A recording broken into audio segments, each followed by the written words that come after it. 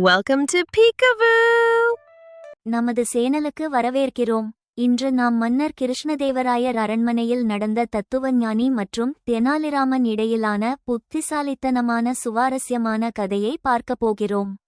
தத்துவம், மாயை மற்றும் செயல்பாடு குறித்து அவர்கள் மன்றத்தில் எவ்வாறு விவாதித்தார்கள் என்பதையும் இந்த கதையில் தெரிந்து கொள்ளலாம். அன்று கிருஷ்ணதேவராயரின் அரண்மனை அமர்க்களப்பட்டு கொண்டிருந்தது. அறிஞர் பெருமக்களும் மற்றவர்களும் மண்டபத்தில் குழுமியிருந்தனர். தெனாலிராமனும் ஓர் ஆசனத்தில் அமர்ந்தான். மன்னர் கிருஷ்ணதேவராயர் வந்தவுடன் சபை கூடியது.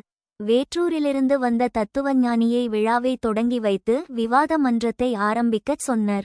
தத்துவஞானியும் ஏதேதோ சொன்னார். ஒருவருக்கும் ஒன்றும் விளங்கவில்லை. அவர் பேச்சின் இறுதியில் மாய தத்துவம் பற்றி நீண்ட நேரம் பேசினார்.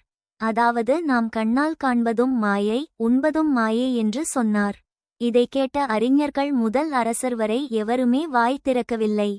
ராஜகுரு மௌனமாகி விட்டார். சுற்றும் முற்றும் பார்த்த தென்னாலிராமன் எழுந்து நின்றான்.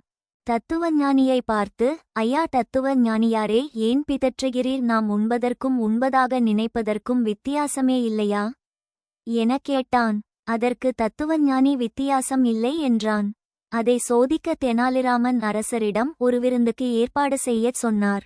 விருந்து ஏற்பாடு ஆயிற்று. அனைவரும் பந்தியில் அமர்ந்து சாப்பிடத் தொடங்கினார். தத்துவஞானிக்கு உணவு பரிமாறியும் சாப்பிடக்கூடாது என கட்டளையிட்டுவிட்டனர். அதனால் தத்துவஞானி தன் தவறை உணர்ந்தான். இதை பார்த்த அரசர் தெனாலிராமனின் திறமையை பாராட்டி பொன் பரிசளித்தது மட்டுமில்லாமல் அன்று முதல் அவரது அரசவை விகடகவியாக்கினார். இந்த கதையை ரசித்திருந்தால் லைக், ஷேர் மற்றும் சப்ஸ்கிரைப் செய்ய மறக்காதீர்கள். உங்கள் கருத்துகளையும் கீழே பதிவிடுங்கள். அடுத்த வீடியோவில் மீண்டும் சந்திப்போம்.